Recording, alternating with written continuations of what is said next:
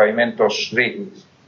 ¿Qué es lo que vamos a ver en los pavimentos rígidos? Vamos a ver cuál es el concepto, vamos a ver algunos esfuerzos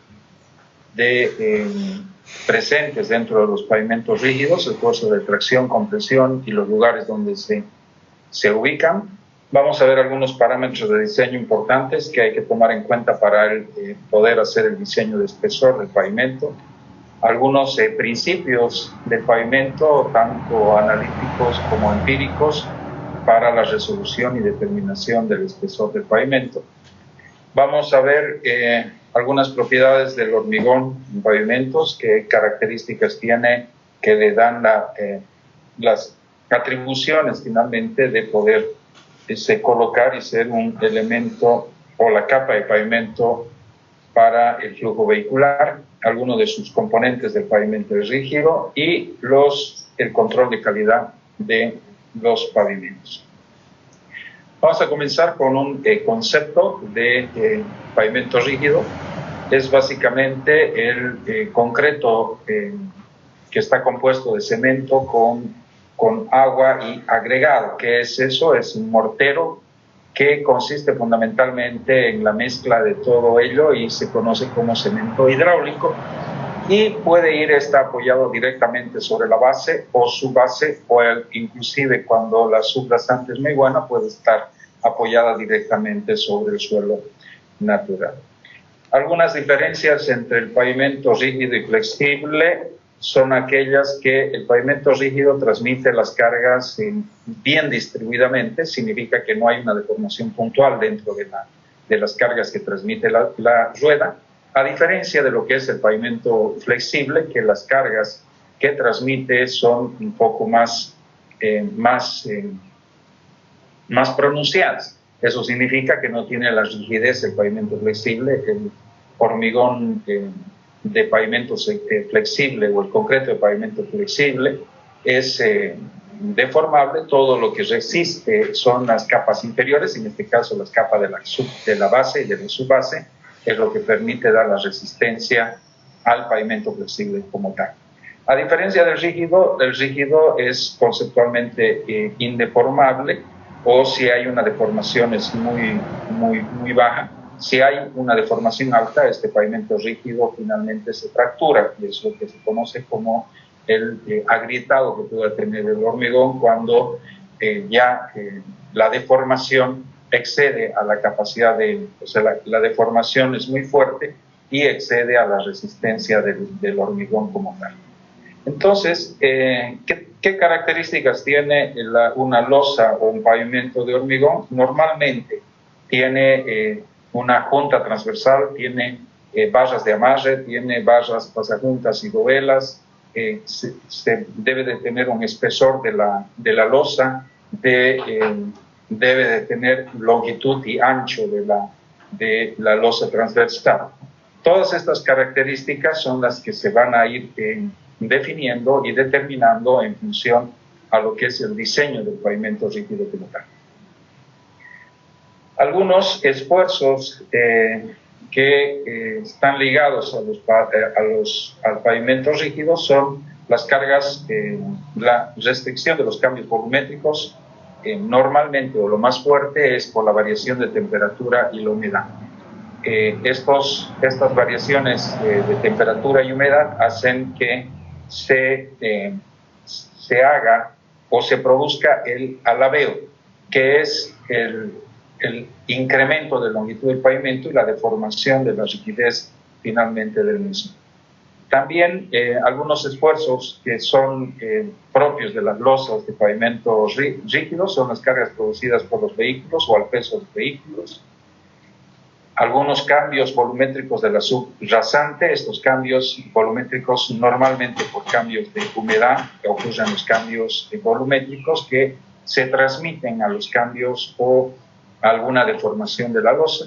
Falta de continuidad soporte de la subrasante. Eso significa que la subrasante, como es suelo natural o terreno de fundación, puede contener o puede tener diferentes capacidades de resistencia, lo que no habría una continuidad en la resistencia, y las losas el pavimento rígido pudiera deformarse. Algunas otras deformaciones o esfuerzos que presenta el pavimento son el curado incorrecto, desencofrado prematuro, cargas sobre concreto fresco, que son algunos de los esfuerzos que se presentan en el pavimento rígido. Algunos esfuerzos que se analizan y que se estudian dentro del pavimento rígido son los esfuerzos producidos por los cambios de temperatura, los esfuerzos producidos por los cambios de humedad y los esfuerzos producidos por las cargas de tránsito, y también la presencia de acero en el pavimento rígido también le transmite algunos esfuerzos cuando se cambia el volumen por la temperatura. El gradiente, esfuerzos producidos por los cambios de temperatura. Dentro de los cambios de temperatura les indicaba que el alabeo es uno de los más importantes. ¿Cómo se producen estos esfuerzos? Se producen porque al cambiar la temperatura o al tener un gradiente hidráulico de mayor a menor o de menor a mayor, este hace que los objetos o los materiales cambien de tamaño.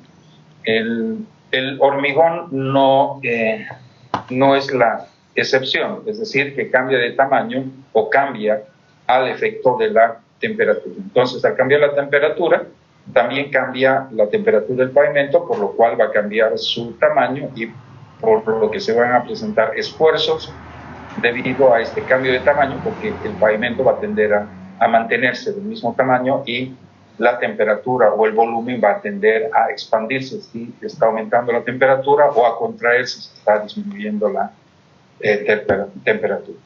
Entonces, este alabeo se produce en la losa y el peso de la losa y su contacto en la superficie restringen movimientos, generándose esfuerzos contrarios al cambio de volumen debido a la temperatura, y estos pueden ser sumados o restados finalmente por las cargas de tránsito en función de la hora del día, mayor o menor temperatura o cambio de temperatura cuando hay cambio de volumen.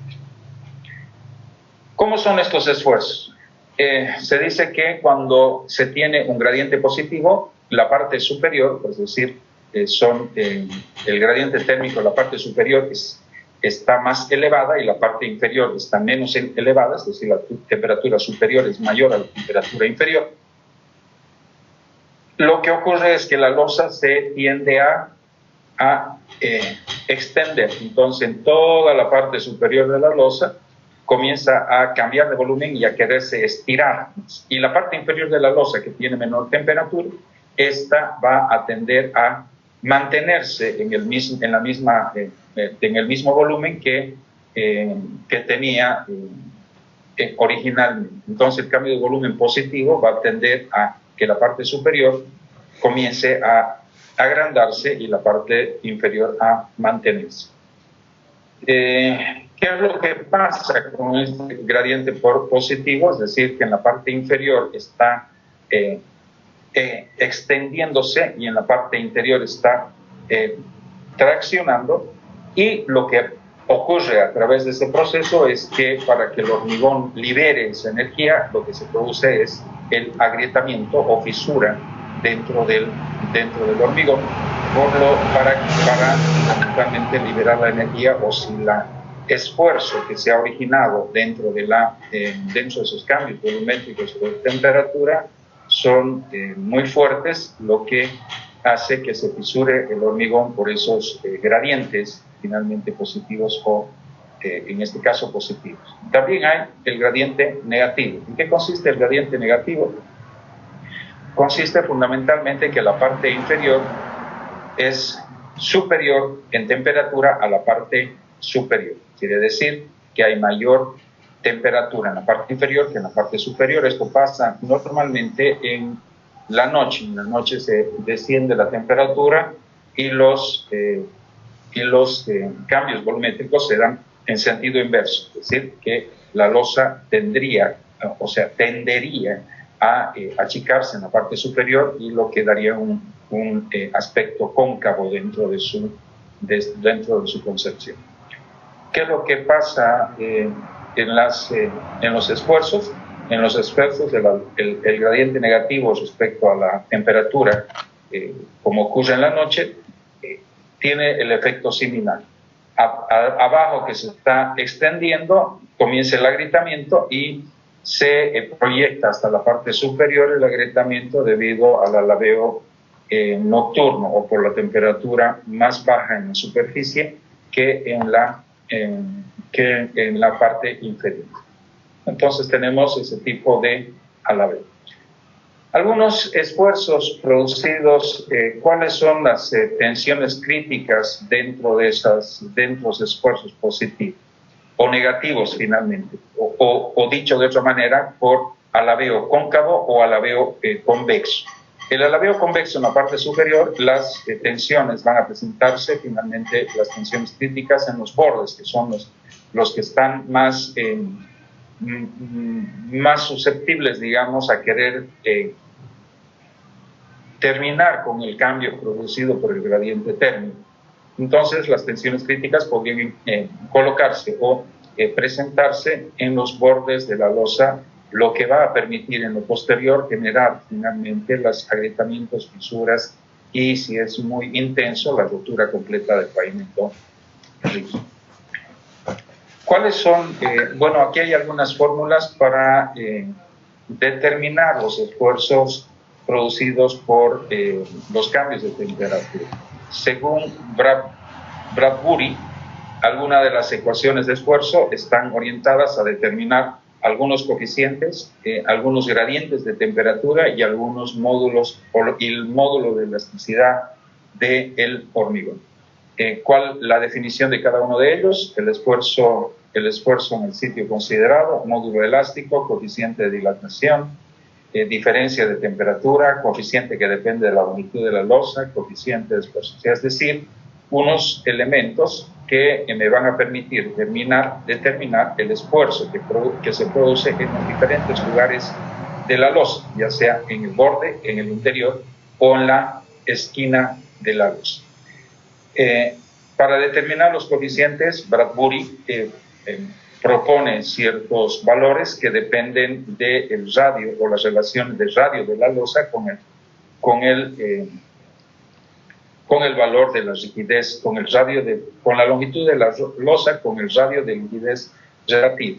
Para determinar el radio de rigidez relativa, propone también una fórmula que depende del espesor de la losa y el módulo de reacción de soporte, en este caso de la subrazón. Entonces, todos los valores se pueden determinar a través de entrar a tablas o entrar a gráficas, que nos va a permitir finalmente determinar el esfuerzo a través de las fórmulas presentadas, ya sean en el borde, en el interior o en la esquina de la losa correspondientemente. Estos son algunas consideraciones que utiliza Westergaard para las fórmulas. Cuando considera que la base es perfectamente rígida, es decir, que el espesor de la subbase es hasta el infinito, totalmente rígida, inamovible.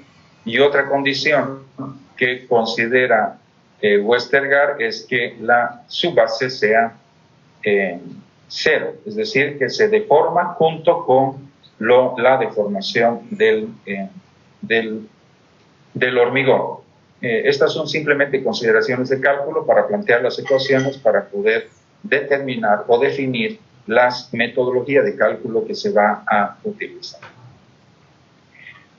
Otro elemento que produce esfuerzo dentro del hormigón son los efectos por cambio de humedad. ¿Cuál es el efecto cambio de humedad? El alabeo que produce es finalmente porque la humedad que absorbe el hormigón puede irse saliendo finalmente por los efectos de temperatura o efectos finalmente de sequedad del ambiente. Entonces, existen dos tipos de cambios o dos tipos de alabeos que pudiera presentar el hormigón que son cuando la parte seca está en la superficie y cuando la parte húmeda está en la superficie.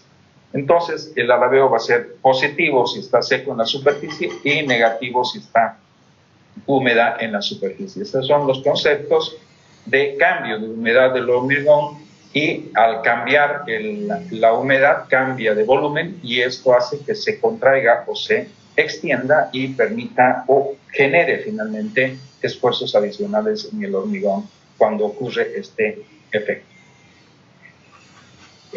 ¿Cómo se determina el esfuerzos por las cargas de tránsito? Westergaard propone alguna ecuación que depende del módulo de reacción de la subrasante y la deflexión.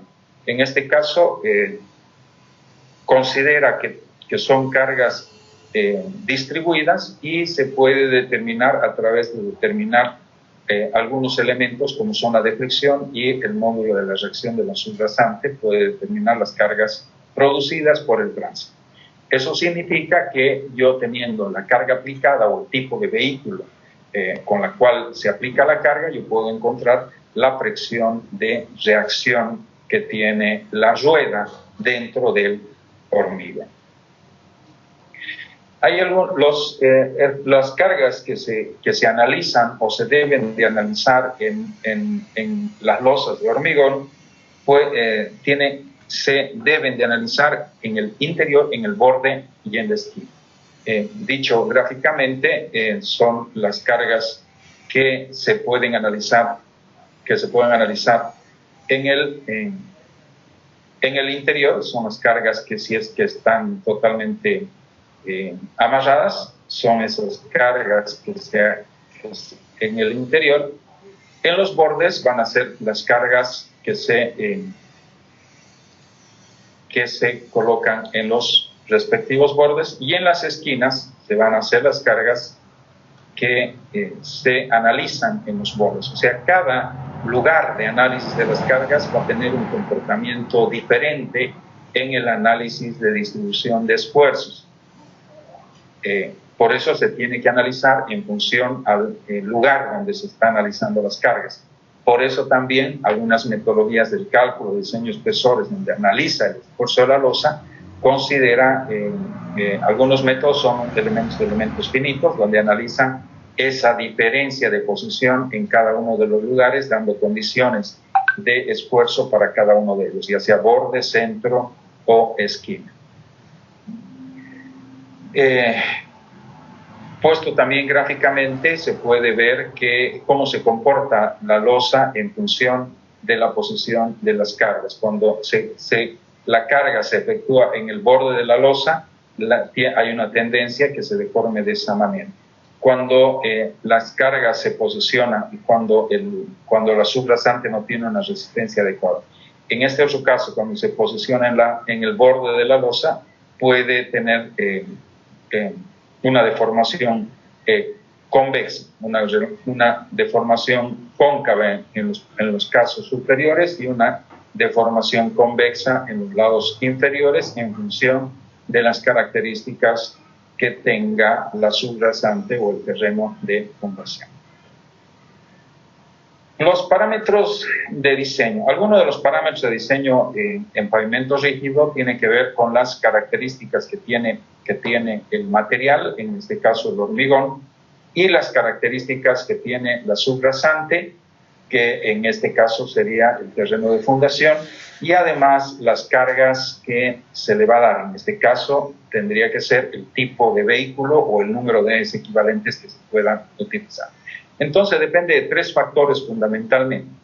El tipo de vehículo depende de las características del hormigón, y depende de las características de la subrasante o el terreno de fundación.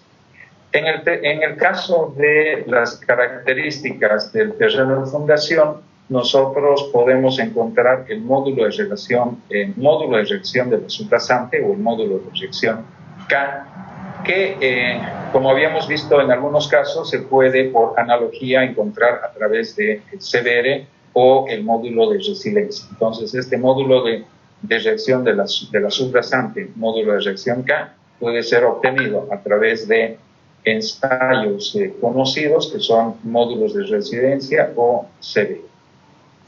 Pero también se puede hacer a través de algunos otros ensayos o algún tipo de análisis del suelo para determinar la característica adecuada de la subrasante o el terreno de fundación, que son ensayos de placa, que es un ensayo muy parecido a CB in situ, consiste en colocar una presión y determinar cuánto resiste el suelo y determinar el desplazamiento. Entonces, por la relación presión-desplazamiento, uno puede encontrar la resistencia del suelo a través de este ensayo de placa.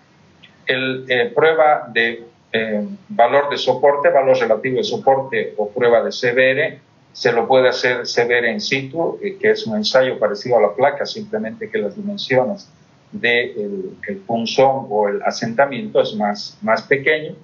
O también se lo puede hacer en laboratorio, que es un ensayo que dura 4 días, se lo hace con humedad óptima, densidad máxima, y se mide de la misma manera, se mide la capacidad de carga, la carga que tiene el suelo y el desplazamiento que tiene el suelo hasta su rotura. Algunos de otros ensayos dentro de lo que es el subsuelo o la subrasante son la determinación de los suelos expansivos. Esto tiene que ver mucho con ensayos de finura del suelo y el cambio de volumen que tiene el suelo por la influencia de la humedad. Este valor indirectamente se mide también en la prueba del soporte, porque se mide la expansividad del suelo cuando está totalmente sumergido, es decir, en condiciones más desfavorables. Dentro de los métodos para determinar el espesor de pavimentos existen varios métodos, entre los cuales tenemos métodos empíricos y métodos analíticos. Los métodos empíricos se limitan normalmente a una clasificación de suelos y con esta clasificación de suelos proponen espesores en función de las características de la subrasante. Y tienen un concepto de utilizar, digamos, valores mínimos de resistencia del hormigón para poder trabajar. Entre esos está Steel, Aviación Civil Americana, y el método SIUSA.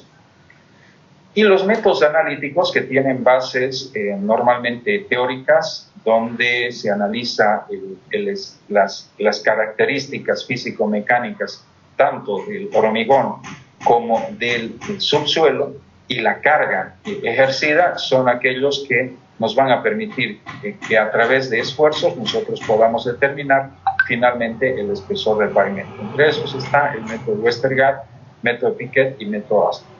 Estas metodologías o la determinación de los espesores por estos métodos los vamos a ver en el siguiente capítulo, que es la determinación de los espesores a través de los métodos que estamos mencionando. ¿Cuáles son las principales características de los pavimentos? Normalmente las características generales o las propiedades generales son resistencia, durabilidad, resistencia a cambios climáticos, resistencia a agentes químicos y resistencia a la abrasión. Estas características van a permitir finalmente que se pueda obtener una capa de rodadura estable o conveniente para el tránsito y el flujo vehicular, y además poder transitar con gran cantidad de carga. Pero también tenemos propiedades en hormigón fresco y tenemos propiedades en hormigón endurecido. ¿Cuáles son una de las principales ventajas de hormigón fresco? ¿Qué se dice de hormigón fresco? Cuando el hormigón puede ser manipulable, es decir, que el hormigón es fluido. Entonces, ¿qué características normalmente tiene o cuáles son las propiedades del hormigón fluido? Es consistencia, docilidad, homogeneidad, masa específica y tiempo abierto.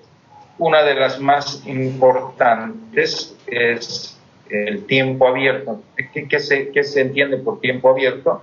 Es el tiempo que dura el hormigón fluido antes que comience su fraguado. Cuando ya comienza su fraguado, comienza a cristalizarse, endurecerse, y cualquier movimiento en medio del fraguado lo que va a hacer es fracturar el hormigón y cambiar su resistencia completamente. Entonces, esta propiedad de ser fluido finalmente, o ser dócil, o para que pueda ser trabajable finalmente el hormigón, hace que pueda amoldarse a la superficie que lo pueda ocupar. Es por eso que se trabaja con encofrados, de tal manera que se llena el hormigón fluidamente y permite que se acomode a los lugares cuando está fluido, en un tiempo prudente, es decir, en un tiempo donde el fraguado está, todavía no se ha hecho presente.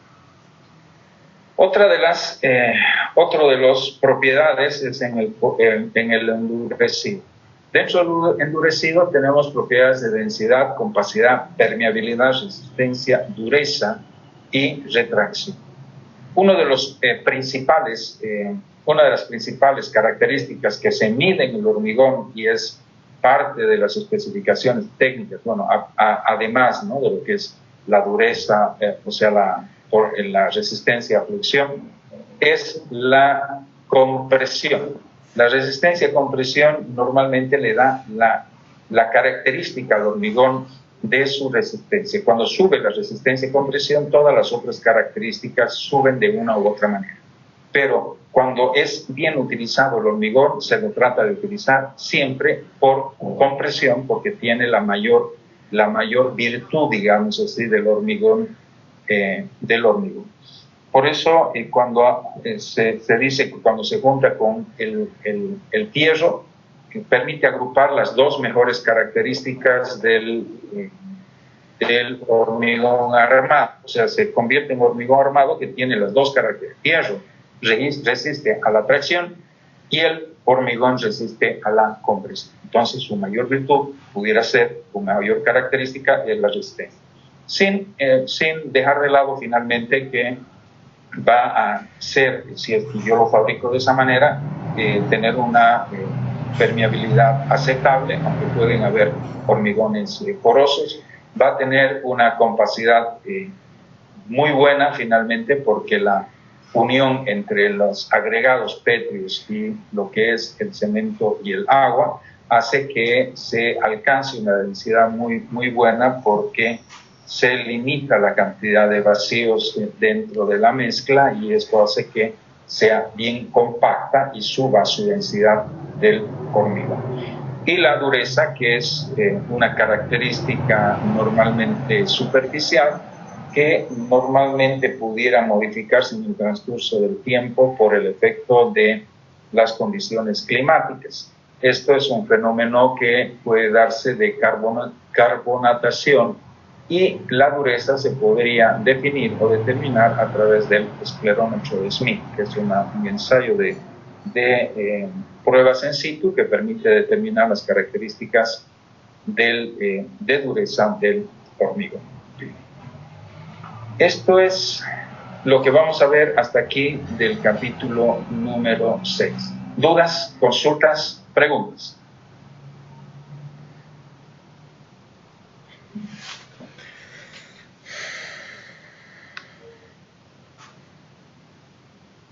¿Dudas, consultas, preguntas?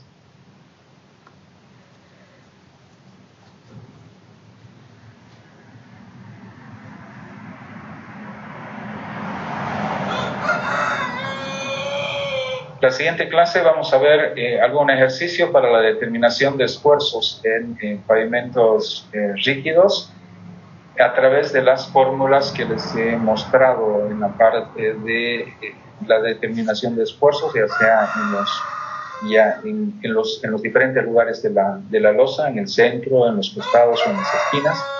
Y con eso vamos a concluir el capítulo número 6. ¿Dudas, consultas, preguntas? Ninguna, Inge, por el momento. Bueno, eso es todo por el día de hoy. Si es que no tienen ni dudas, ni consultas, ni preguntas, pueden desconectarse.